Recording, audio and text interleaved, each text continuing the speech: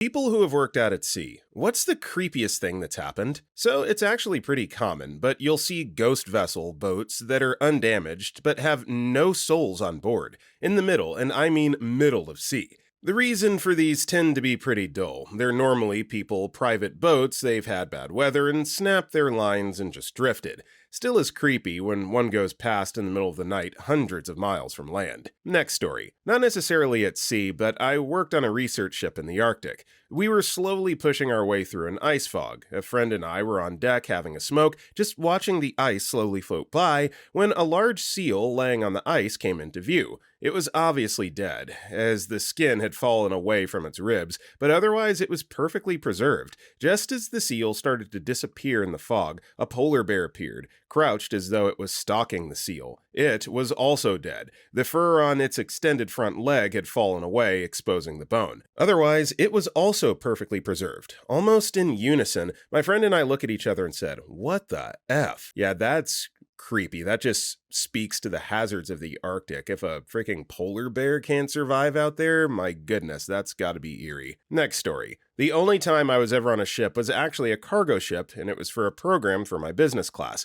Basically, you got to shadow several people and see a product's full journey. Like, I started at a farm, went to a trucking depot, then a dry goods warehouse, then a cargo yard, then finally a cargo ship to China. Can't get off the ship when it gets there, so that was the end. Then catch a ride back on another cargo ship. Trip was very informative. The creepy thing, though, was it's 6 a.m. and the ship's blades its horn. We're out somewhere in the Pacific and then slows down over the next 20 minutes. I made my way up to the guy that was doing the program, and he's talking to the captain, and the captain is clearly pretty freaked out. This is the absolute middle of nowhere, and there's a tiny coral island with no trees or vegetation, just a effload of birds, and a cargo container next to a tent. The ship is hardly moving at this point, and the captain calls out over a megaphone to see if anyone is there. After a minute, a guy who's clean-shaven but wearing clothes worn to rags, island, deep tan, wobbles out of the cargo container. Captain yells out if the guy needs help. He says something, but they can't hear it. A guy volunteered to go out to him in an inflatable boat. He climbs down the rope, gets on the boat. Meanwhile, the guy is just sitting on a bucket. He goes all the way over within 20 feet of the guy. They talk for a few minutes and he comes back, climbs the ladder and goes to the captain. Captain asks what the guy said. Guy goes, he said he's good. Guy gave no info, no plans, had no food, but dried fish and some water distilling thing. Is out hundreds of miles from another living person, has no boat, and says, "I'm good." Next story. You'll expect otherwise, but I've seen more people drown that I would consider reasonable. It's always the same cycle. People get overconfident and don't bother wearing protection, PPE. Then one day someone slips and falls into the water. Survival depends on the weather. Port reacts like a beehive. Suddenly, everyone is hyper-aware of PPE, but 1 month later, everyone has forgotten, and no one wants to bother with the tedious process of properly fitting a life jacket, until someone falls again later and we repeat the loop. Next story. Unbeknownst to anyone on board, mafia welding a box of narcotics on the vessel's hull underwater in the Caribbean, only for their friends in Northern America to retrieve them. Similar incidents have led to underwater inspections by Coast Guard divers on vessel arrivals from specific ports. A crew member to call the bridge frantically to inform me that the sofa in the smoke room is possessed by a spirit. On closer look, a stowaway had lifted the cushions in Dracula-esque manner, only to try and come out at night, once we were underway in international waters. Wire rope snapped during mooring operations, to then basically split a crew member into bits, whom we had to then collect in bags. Traumatic, to say the least. These things never leave you. A crew member repeatedly removes the safety guard on a grinding disc for convenience, then for the disc to crack and impinge a shrapnel into his left eye. Agonizing screams, even for days, till we could reach the nearest helicopter rescue area in the Pacific. Orinoco River, Venezuelan Amazon. Interaction with indigenous tribes where we exchange shoes, basic meds, mosquito repellent, detergent, and some wild honey, fish, wild fruit, which I had never seen before. Next story. Does fishing count as working? My dad and I were fishing and thought we saw a sea turtle with its head sticking out of the water. My dad told me to get our camera out, back in the 90s, and I was ready to take the shot. As we got in range, we realized it was a body floating belly up, arms straight in the air. Poor guy was fishing a few days before with friends when a storm blew in, capsized his boat in Long Island Sound, anchor off the back next to the engine with waves hitting the front, flipped it, didn't get his life jacket on in time. His 3 friends made it to shore. He did not. We drove back into the marina. Radio wasn't working that day, and reported it. A few other boats had also reported that they were in the process of recovering the body. Next story. Was traveling through Bab al-Mandeb. The sun had set about an hour before when all of a sudden we picked up 4 speedboats pacing us on radar with no running lights, and there was no moon, so it was dark. We top out at 20 knots. They sped to us at around 35 to 45 and came within 6 nm before leaving us be. The atmosphere on board completely changed. The old man got called to the bridge, and we were getting ready to call it in when they turned away and let us be. I was aboard the Maersk Carolina, which is a sister ship to the Maersk Alabama, and on the same route which got taken a year or 2 later. We had no armed security on board. Yeah, so the open sea, terrifying enough. The open sea after dark where it's pitch black and no moonlight, that is straight up nightmare fuel. Spooky story. Next story. Out of sight of land when the water suddenly went glass smooth as the sun was setting, and a crew member got floor psychosis and was fighting to step off the back swim deck onto the floor, i.e. the surface of the ocean he was convinced was actually land. He had to be handcuffed to a bunk and force-fed Valium, and we turned back to drop him off to the nearest port when he screamed about how the boat wasn't real. If he had bolted even a few seconds earlier, he would have likely died. Next story. We had crocodiles and sharks circling our boat at the same time while we were processing the fish and throwing the guts overboard. That wasn't necessarily creepy, but was definitely exhilarating. Captain said he's seen the crocs wait between the dinghy and the main boat to snap you when you hop into the dinghy. Tropical seas are a whole different beast. Everything in that water is dangerous in some way. Edit. Was in northern Australian coastal water since several people asked. Next story. Rogue waves freak me out quite a bit. Never got to see them, worked in engineering, but I remember when we got slapped by one beam 2 at like 3 a.m. and it almost threw me out of my rack. Knocked a bunch of crap off that wasn't strapped down, almost broke our TV, and then it went right back to being pretty calm out. Everyone in my room woke up. Nobody got hurt, but we all just stared at each other like, WTF, did that just happen? Next story. Stepdad built and chartered 40-foot boats to go fishing in the shallow ocean and deep-sea fishing.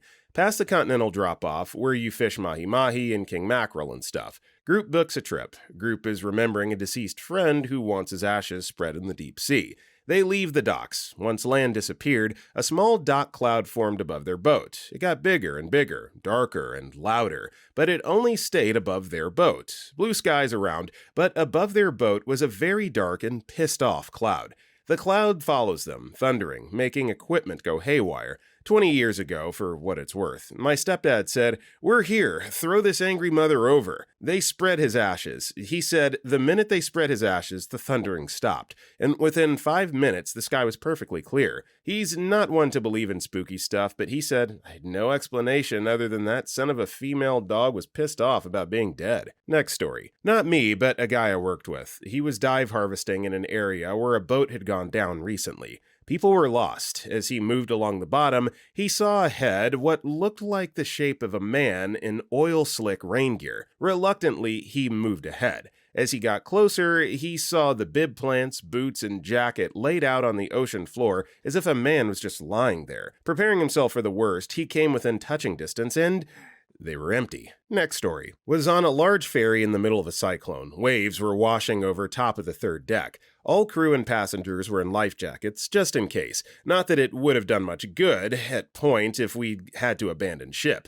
Waves ended up breaking some windows, and the lower decks got a pretty good soaking, but other than a few scrapes and bruises and brown stains, we made it to port. Next story. I spent a summer on a fish processing vessel about 2/3 of the way out on the Aleutian Island chain in Alaska, most of the way to Russia. We were buying fish from a large tender, and some of the older hands on my processor boat were grumbling. I asked why, and they told me a story. Turns out the year before, there had been fire on a boat that I was serving on, and this fire occurred while they were tied up to the same tender we were buying fish from right now. When the guys on the tender saw smoke coming up from our boat, they took axes out and cut the lines instead of getting our guys onto their boat.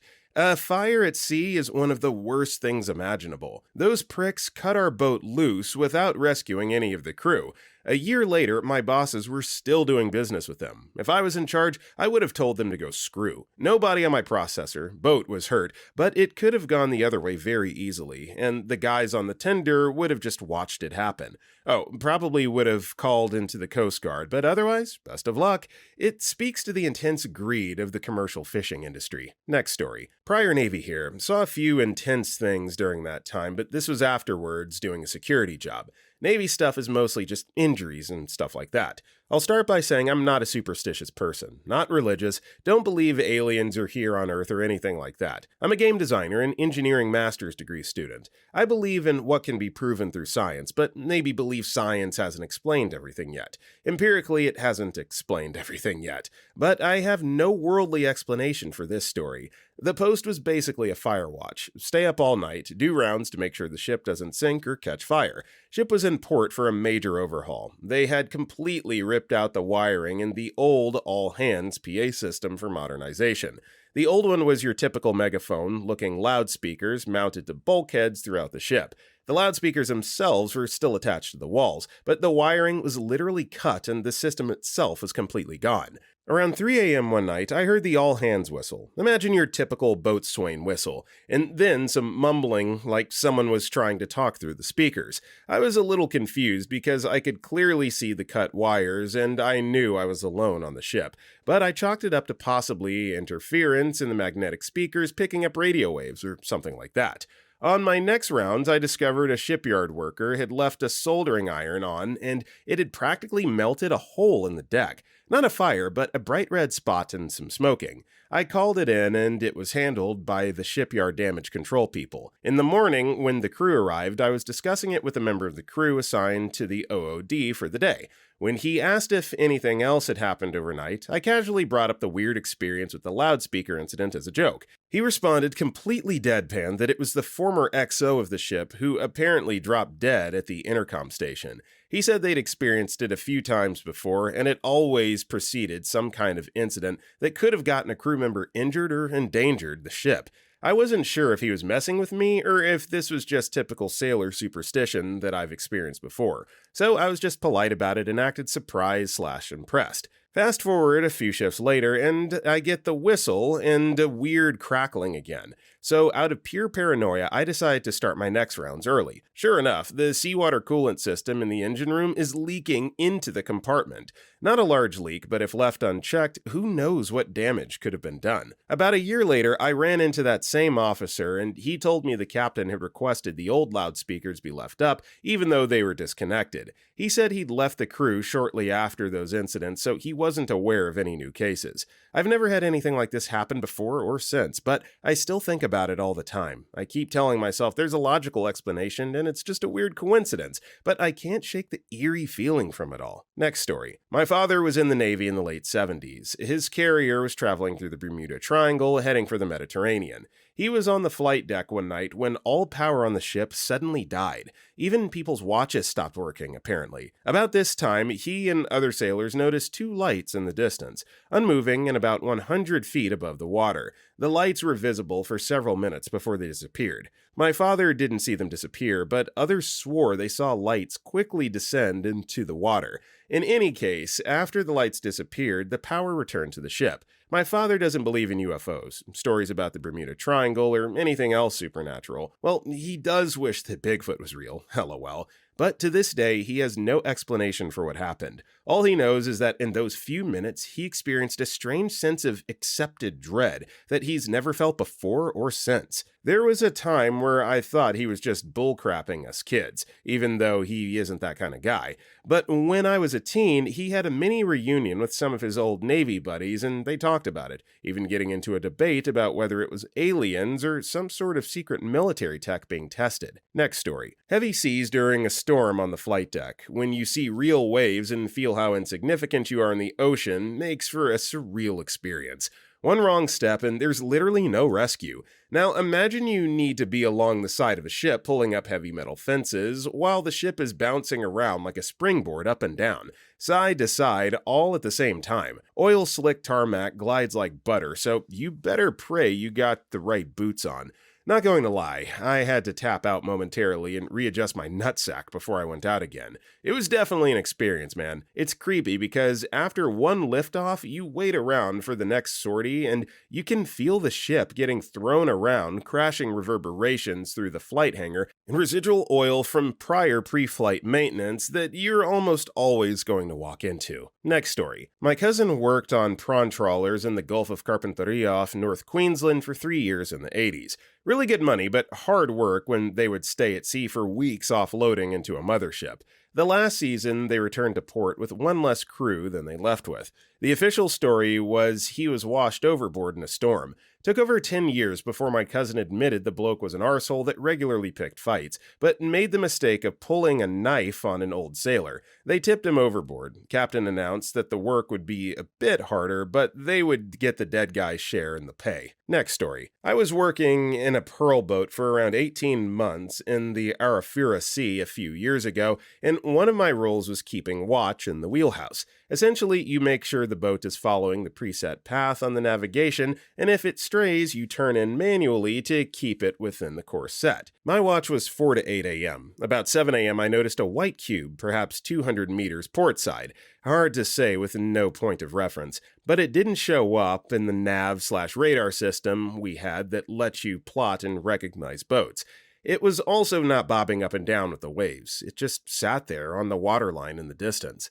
I got a better look at it with the binoculars, and it was so strange seeing this white cube just sat still there on the sea in the distance. It wasn't really hovering above it, but as the waves moved with the ocean every now and again, I could see the bottom of it, which is how I know it was a cube. Again, it's hard to say without a point of reference at sea, but I'm guessing it was the size of a van. I'm purely going off how big things appear in the binoculars when looking at things. I do know how big they are. The person who was following my shift came to drop me a coffee, and he saw it too, so I know it wasn't just me being tired. Following this, a few years later, I saw when the Tic Tac videos came out from the Pentagon, and some of the fighter pilots said they saw 5-shaped objects floating in the sky. Next story. This wasn't even out at sea. It was on a small coastal town about 30 miles north of Boston. There's a point off the main beach of this town that features a curved line of rocks extending into the ocean. It's sort of a quarter moon/crescent shaped formation that doesn't extend into the water more than 25, maybe 30 feet at the most.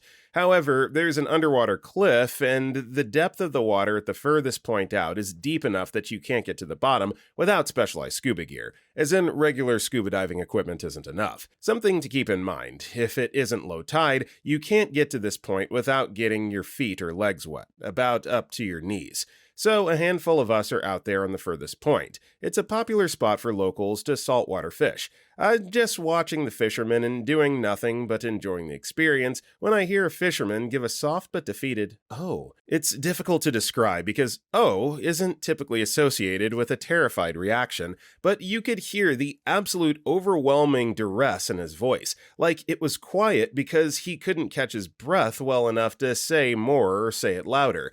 I turned to look, and there was this sea creature that was bigger than a bus, with fierce Jurassic Park-esque spots that were so close together they looked like stripes on first look. This thing was about 3 feet from the rock and riding right on top of the water. The most terrifying part was its mouth. It was big enough to swallow a sedan whole, and its teeth, they didn't even seem like real teeth. They were like a sci-fi horror uniteeth, which the top and bottom were connected along the sides of its gargantuan mouth. I fully understand the first fisherman to spot it, being unable to give more than an almost delicate "oh," as this didn't look like anything I'd ever even heard of before. This was a monster from outer space, but it wasn't a movie. It was right there in the water in front of me. I half expected someone to pop out of the back of the thing and scream "April Fool," as it didn't seem possible such a creature really existed. Turns out it was a baskin shark, giant and fierce-looking, but it's a plankton-eating gentle giant. I'd heard the name before, but never so much as seen a picture of a baskin, and I guess neither did most of the other people there. For a few moments, we all stood there terrified, wondering what in the name of Alien vs. Predator was going to happen to us.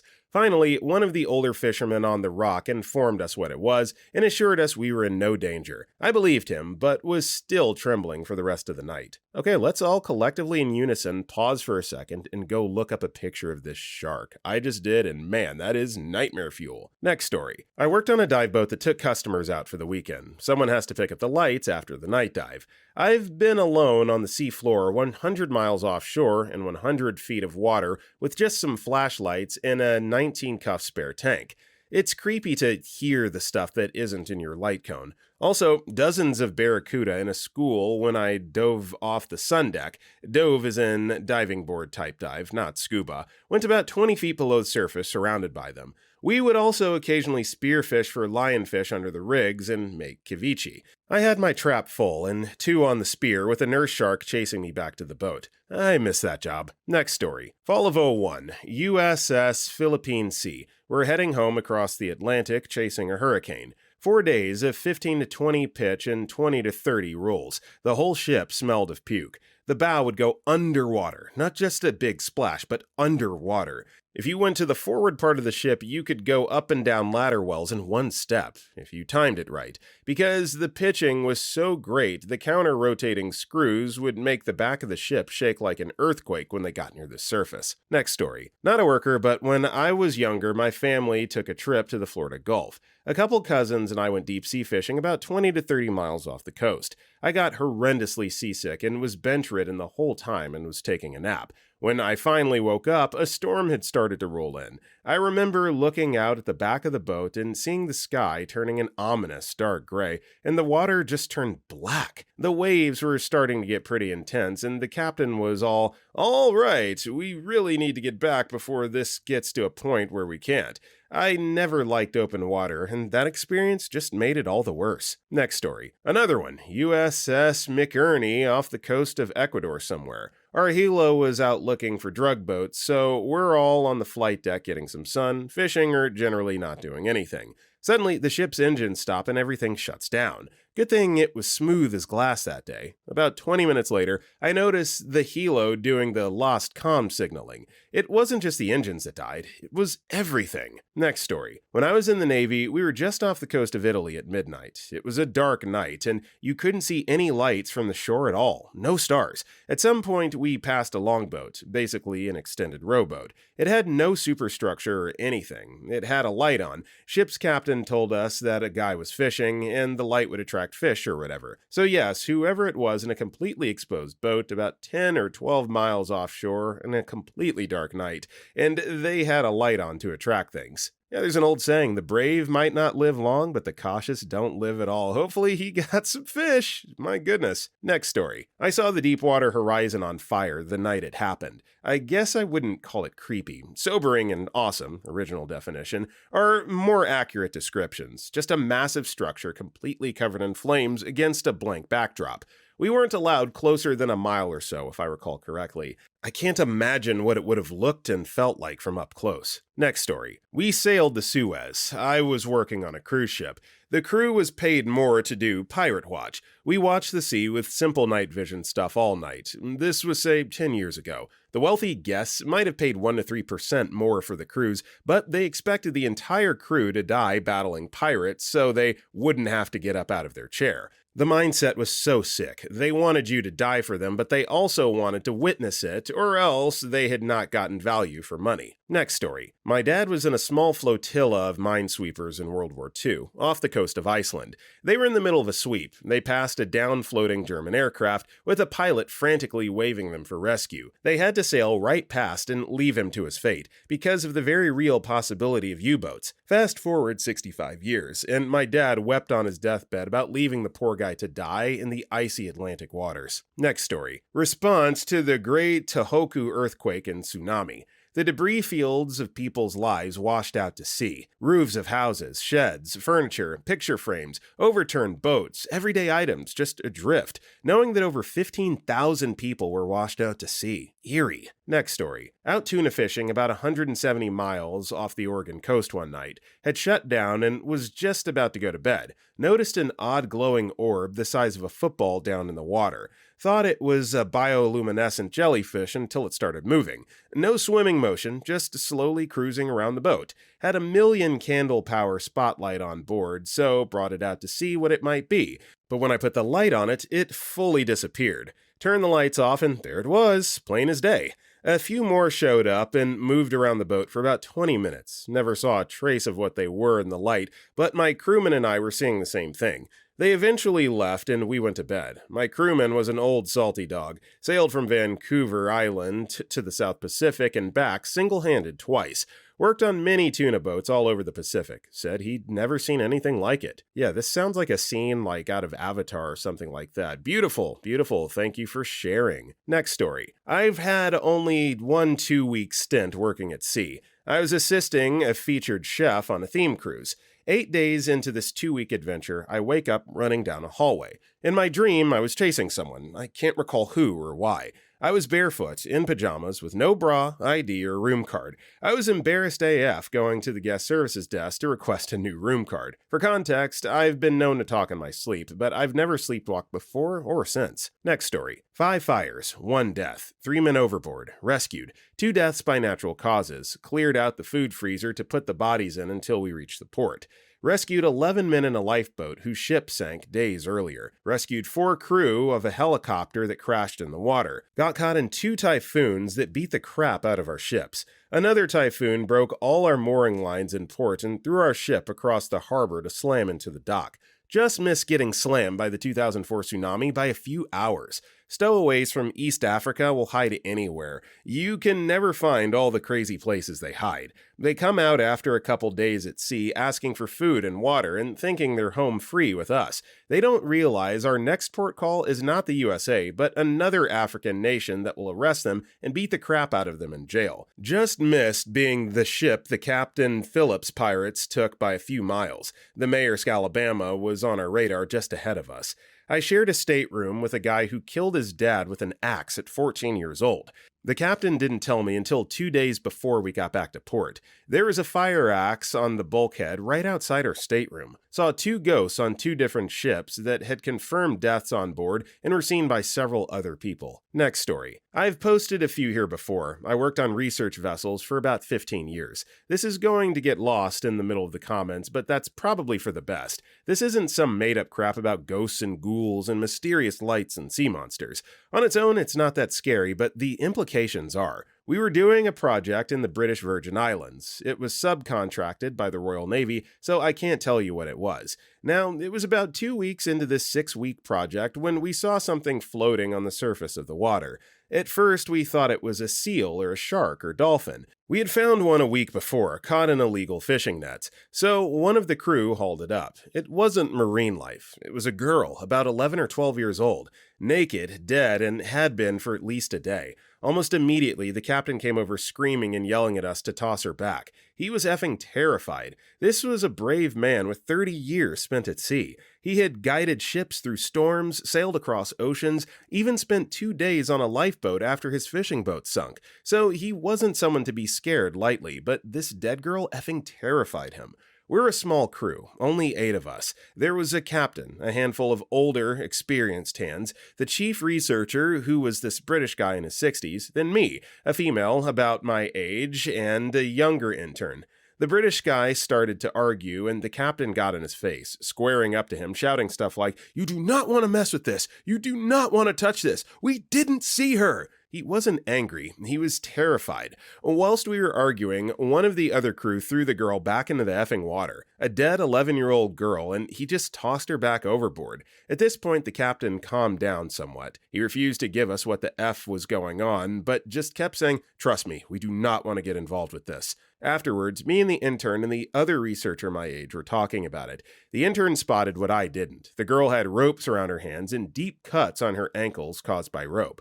Some effer had tied her up, weighed her down, and thrown her overboard. I'm guessing the rope around her legs snapped or came loose or wasn't tied properly. Now, at first I thought this was something cartel or gang related, and the captain knew that, and that's why he was so scared. But a few years later, the news about Epstein Island broke, which made me reconsider. What if Epstein Island wasn't the only one? What if there's another out there? And if there is, considering we fished a murdered girl out of the water, it's even worse. Yeah, this is spooky, this is eerie, obviously heartbroken for the young girl, but my gosh, yeah, that one will give you chills. Next story. About 75 miles off the coast of Maine on a 55-foot sailboat. No wind at all, just fog so thick we could barely see the bow and dead silent. Suddenly, there's a disturbance in the water to the side, a giant series of bubbles, and the boat lists and starts sliding into the bubbles. It lasted just a few seconds, but stopped as quickly as it started. We tried convincing ourselves it was just a whale bubble fishing. Didn't really work. Next story. I worked on a scallop boat and someone dredged up a half-decomposed shark. That was the day I learned that a half-decomposed shark's head looks concerningly like a human torso at first glance. The snout had rotted away to resemble a pelvis, and the way the gills were exposed looked completely like a set of ribs from a distance. It was great relieving to see that it wasn't, but on that same trip, I heard some crewmates talking about the boat they knew discovering a human head and being investigated thoroughly after coming to port. Next story. 400-meter container ship doing night rounds in the engine room gets awfully eerie. Ships creak and make a lot of weird noises, and when you're alone down there in a big cathedral of machinery, you start seeing and imagining weird things. So one day I'm just fishing up and I'm about to open a door when the wheel suddenly flies around and it bursts open, revealing a ghostly apparition in the passageway which lunges towards me. Anyway, the next day, I'm in front of the captain explaining why I punched the third engineer because he had been sleeping in the duty cabin and wandered down to raid the control room fridge wrapped in a bed duvet. Spooky stuff. Next story. The total, complete, absolute darkness that is the sea on a moonless night. It just feels like you're floating in a void, and it's hard to describe the creepiness that comes with not being able to distinguish between sea and sky. If you fall overboard, it's extremely difficult to find you, especially in a big swell, except for the slapping of the water against the hull. It's also totally silent. Next story. On a platform in the Persian Gulf in the pitch-black night, heard a motor revving hard out in the water but couldn't see anything. Not unusual, there was plenty of fishing boats, but they were white and you could normally see them with a flashlight. I shone my flashlight out on the brightest setting and could see a large black submarine diving as it was approaching straight for us. It was surreal. I had to give a report to Aramco the next day as it was Saudi waters and they told me it was most likely an Iranian sub watching us. Next story. My dad was fishing in his wee speedboat off Vancouver Island. He decided to travel out over the ocean to try his luck far away from his usual run. He was at it for a few hours when suddenly in his peripheral vision, he spotted what he thought was an old man bobbing up from behind his boat. He turned abruptly, but the man was gone. He stared around the near ocean surface for a minute, hoping he'd never see him again, when gurgling up from the depths appeared the biggest gray-faced sea lion he has ever seen. Next story. When I flew for the Coast Guard a couple years ago in the Caribbean, we detected a small open boat on radar. It measured no more than 3 meters in length. We flew towards it and eventually picked it up with our optics. Zooming in, we also saw 2 or more very decomposed bodies on the boat. We looked up the faded registration after our return to base and discovered that the boat was a local fishing boat registered in Western Africa that had been missing for a few months. It was smack in the middle of the Caribbean Sea. Eventually, a cutter was tasked to collect the boat and tow it back, but it was decided to scuttle it. Next story. TLDR, we should have went to bed. Instead, I got big effing waves, icebergs that are way too close, and some 100-foot tall thing looks at me. Good thing I wore the brown pants. I was on a cruise with my family, me, wife, and 2 kids in middle school, a few years ago. Departed from Seattle, did the Inside Passage. Early June, beautiful weather the whole time. Clear skies. A little choppy around Vancouver Island, but that's pretty normal. On the last night, going back around Vancouver Island and into the Strait of Juan de Fuca, we start seeing just a crazy amount of lightning over the island. Dark clouds, very ominous. I check the Mal channel and then the weather channel, and we're going right into it.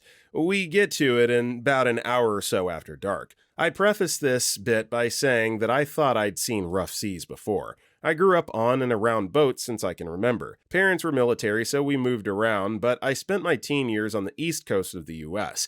I've been through a tropical storm in the Keys, mainly because my dad's the type to not trust weather reports, i.e., a little dumb, in an about 20-foot knockoff Boston whaler. Spent a ton of time in the Chesapeake Bay, crabbing and fishing for flounder and stripers and such. Seen seas in the 15 to 25-foot range, so I thought I'd seen some rough conditions. I was incorrect. It got dark as F as soon as the sun went down. We had a balcony room because I'm A, a fancy female dog, and B, horrified at the thought of getting stuck in an interior room in a COVID lockdown. My wife did the sensible thing and went to sleep, but I just sat down on the balcony all night staring out into the dark. For the first hour or so, they had floodlights on the side of a boat, so I could see the water below for a couple hundred feet around the boat. I saw a couple of smallish chunks of ice floating near us, the bright blue stuff around the size of a school bus. When they shut the lights off, I kinda figured that meant there was more of them in the area. Don't worry though, I got plenty of chances to see big effing chunks of ice around the boat, because we were getting 5 to 10 lightning strikes a minute. Kinda funny because we had, I swear to effing God, already hit an iceberg that week. The whole family took the excursion on a smaller boat out to the Dawes Glacier. Hit it full speed on the way back. Pretty hard, too. The crew spent like 20 minutes down in the engine room, and they certainly looked concerned the rest of the way back to the boat. Kids were a little worried, but I told them there's nothing to be worried about until the crew starts passing out life preservers. Me, I thought it was neat. Super good. 2 truths and a lie material. I'm on the 10th, 11th, I don't know, something with 2 digits, floor of the damn cruise ship, and I'm seeing water hitting the balcony glass. I'm guessing the swells are in the 30-plus feet range. Found buoy data in the region with a max wave height of 14 meters, which seems effing crazy. No idea how big the sea actually got, but I really thought the boat was going to break in two. In the middle of this, I see this light that's at least as far above the ocean as I am. I'm sober during this whole thing, by the way. It's moving up and down, and it's moving its beam around horizontally. It came towards the boat, looked right effing at me, and left. No effing idea what it was. Nobody else I talked to saw it. I'd think that the whole thing was a really effing vivid hallucination if I didn't take a bunch of pictures. Check them out and tell me it ain't creepy as hell. Things I've ruled out. Lighthouse. We were 40 miles from land, and I'm pretty sure lighthouses aren't into staring contests. The Sunday, end of June, sunrise is after 5 a.m. Timestamps on the photos are between 3 and 3:15 a.m. The moon, June 28, 2022, was a new moon. Aliens. I refuse to believe that an alien species masters interstellar travel and then uses it to buzz a cruise ship for no reason. Things I haven't ruled out. Helicopter. My current theory is Canadian chopper pilot who likes effing with people. Vivid hallucination combined with some expert-level gaslighting. Seems like a long way to go to make me question my perception of reality. It's already tenuous at best. Star Trek IV, The Voyager Home, aka Humans from the Future Need Whales. The 80s were weird as hell. Swamp gas. How far from the swamp will the gas go? Inquiring minds want to know. Next story. My sister worked on a commercial fishing boat in the Bering Sea. The captain would often get drunk, and one night she could hear the girlfriend screaming as if she was being attacked. My sister was armed and charged in and literally mutinied the captain. They called for the Coast Guard, who took him into custody. My sister still has PTSD from it. With no backup in close quarters, it was a really dangerous situation, but I'm proud of her. Next story. U.S. Navy cruiser, while inspecting a compartment called the Pit Sword, is part of sounding security. It's a compartment all the way at the bottom of the ship that has water in it to measure ship speed, only accessible through climbing a ladder wall straight down 5 stories. Anyways, I had a shipmate swear he had his leg grabbed by something as he was climbing out, and it scared the hell out of him. I figured it was just an old sailor's tale, and he was trying to scare us newbies. Nope, that compartment was haunted as F. I was in the Pit Sword one night and bent over to look at the water level, and something grabbed my ass so hard I almost fell into the water. I was convinced it was a shipmate hiding down there trying to play the ultimate prank, but after frantically looking under every nook and cranny in that compartment for about 10 minutes, I found nobody.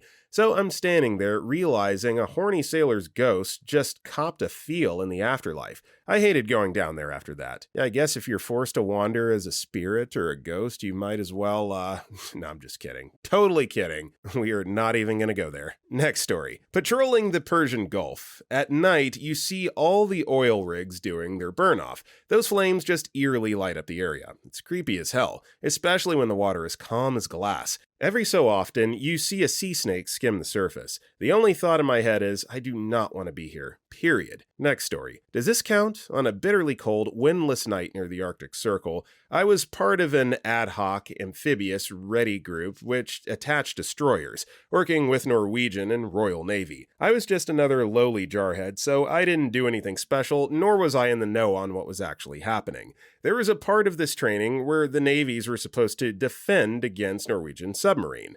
We were all going slower than normal, dim red lights in lieu of floodlights, and there were helicopters buzzing about. Looking for this super quiet diesel-electric boat was a challenge, and even in the 90s it seemed we were just sitting ducks. Then I saw it. It wasn't Norwegian. Myself and the other 3 to 4 of us that had a rotating duty saw it when the sailors pointed to it. It was submerged, but we could still see it, a glowing shape looking like a ghost floating by at periscope depth. Either because of phosphorus algae or Cherenkov effect, we swear it was giving off an aura. What type? What was it doing? How close did it get before the higher-ups knew it was there? I have no idea, but the feeling that they had us if they wanted us, and we were not talking to them, spooked me forever. I have a cold, hard respect-driven fear of submarines. Next story. The isolation. I was on an NOAA ship in the Gulf of Mexico that used to be a submarine hunter. There was nothing scarier than looking around at night and seeing nothing but the ocean. No lights, no movements, everyone else is asleep. Just you and an officer keeping watch. I couldn't do it, and my dad, who had been in the US Navy, was the only member that understood what I meant. Next story. Don't see any submariners sharing stories here. On my boat, the sonar techs had this entire lore that they could hear ghosts while we were out in the med. I would go into the shack a few times in time to listen for it, but I'm pretty sure they were full of it. Personally, the creepiest thing was having to come up to periscope depth on a moonless night on the optical periscope and just seeing black. No idea where the horizon was. Couldn't see any stars or lights, just blackness. Next story. Not my story, but one I overheard. Guy was standing watch and he kept hearing a slapping noise. Said he kind of froze. Said he just stood there and listened to it for a while when one of the, supervisors came down, pulled out some knocks and looked out over the water and laughed. Said, "How long you been standing here listening to the fish life self-pleasuring," or something like that. Not certain if it's a true story, but apparently it was a whale slapping his junk back and forth at surface level. I just want to know the anatomy behind this. How does a whale slap his junk, particularly against a boat? Someone educate me. Next story. Former Navy. Maybe not creepy, but my first ship became known as the murder ship because 5 guys disappeared without a trace over 2 years. By missing sailor number 4, the searching every possible hiding space became perfunctory because we all knew damn well they'd went sploosh in the middle of the North Atlantic at night. Later on, a submarine, watching a nearly 3-foot column of water pouring in through an open hatch somewhere off Alaska, had a definite puckering effect. Again, not spooky unless you knew the math of how many seconds that could continue before the conditions became, well, inhospitable. Also had a shipmate that liked to walk to the shower with a towel around his shoulders and his junk tied in a loop. Again, not so much spooky as I could have gone my whole life without seeing that. I told the story to my wife and she asked, why would he do that? And as every guy already understands, because he could. Next story. Random snippets of chatter on the radio. I was a radio operator on the 31st Marine Expeditionary Unit, MEU. We shouldn't have heard anyone else but the other ships. I figure the band some Japanese ships were using was close enough to ours that occasionally we'd hear a word or two. It only happened when we were near Japan, and it never bothered anyone else. That's pretty much the creepiest thing I can think of, unless you find looking at the ocean at night with minimal light creepy. Personally, I thought it was pretty. Next story. I saw a couple offshore oil rigs that were set on fire in a civil war. Holy hell, those things make a lot of fire. From miles and miles away, the heat still hurt your face if you looked at them, and they will burn until someone stops the flow of oil, which can be for generations. Not really creepy, but I was a little horrified at the scale of destruction humans are capable of. It was like looking at a natural disaster, but nothing was natural about it. Next story. This isn't deep sea or even that creepy, but it's something that other people might experience. About 15 years ago, there was a long heat wave across the whole of Europe, and I was visiting family in Southern Ireland. Since it was so hot, I went swimming on the coast. Weirdly, as I entered and my ears got close to the water surface, I could hear a constant, loud whining, like 100 mosquitoes right beside my ears, but coming from all around. I guess the local conditions meant wave sounds were reflected and interfering or something, but I found it really unnerving and was already thinking about getting out. I kept on swimming, though, and had got quite far out when suddenly I saw in the water directly in front of me a huge bloodshot eye looking up at me.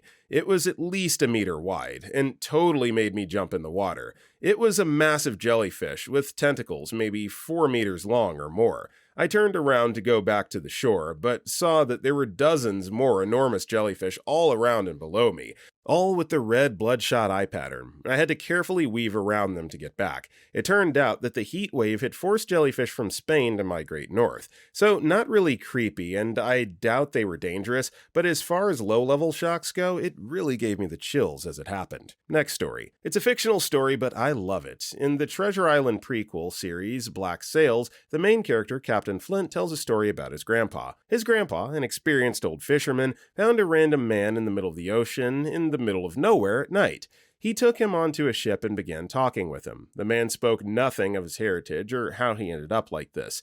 He only told his name is Flint, nothing more. Grandpa stood up to do something. A moment later, he looked after the mysterious man, but he vanished. Never seen again. Captain Flint loved this story so much, he had taken the name off himself when he started a new life as an infamous pirate. And his legend ended up like the story of the mysterious man. The legendary mysterious pirate appears, takes the pirate world by storm. Nobody knows about his background or where he came from, becomes one of the greatest fears of the British Empire, starts a war with them, hides a gigantic treasure on Treasure Island, and vanishes without a trace. Next story. One night, while at sea, I was doing rounds. It was summertime, so many of the exterior hatches were open. I was doing my usual routine and was headed for the winch room. As I stepped into the space, I happened to look up towards an open door in the upper level. In the doorway, I saw a large humanoid shape. It was made of absolute blackness, like pure black, such that the night beyond the door looked dark gray instead of black. I felt that whatever it was looking directly at me, and it simply felt like pure intelligent malice. It immediately made me go into flight mode. I was close to the stair tower, but this shape immediately next to a door that led into the accommodation, and just a few steps past that door was the stair tower. I ran as fast as I could up the stairs, hoping that I'd pass the next deck before whatever I had seen could intercept me. Once I arrived on the bridge, I found the mate and engineer having a chat. I told them what happened, and myself and the engineer headed down to search. When we arrived at the winch room, he took a look, and so did I. The shadows in the doorway almost looked humanoid, but the blackness was gone. Not sure what I saw or if I got spooked, but it still sends chills down my spine retelling that story over a decade later. Next story. Being in the middle of the Atlantic and seeing deck chairs, cushions, and a life ring floating past was pretty creepy. It was Mill Pond Common, they just bobbed by, made us wonder if a squall had knocked them off a cruise ship or a smaller yacht had run into trouble. Probably just knocked overboard, but still makes you wonder what would happen if you ran into trouble, especially when you don't see another ship in your line of sight for a day or so, and the likelihood of being picked up if you could go overboard is minuscule. Coolest thing we saw was in the Pacific in the middle of the night on watch. Captain turned on underwater lights to see what was about, and there is a little turtle paddling like hell alongside the boat. We were going 10 knots, so the little guy was really going for it. Yeah, I just got this visual of Crush from Finding Nemo, just like riding the jet stream. Turtles are so awesome. Next story. My uncle took me to his boat every weekend. He would take me on Friday, return on Monday. One time, while he slept on his bed near the navigation system, I was out looking at the calm ocean. Out of nowhere, I heard people yelling and screaming for help. I went to my uncle and he wasn't there. I looked around for a while. When I gave up, I went to my bed and saw myself asleep.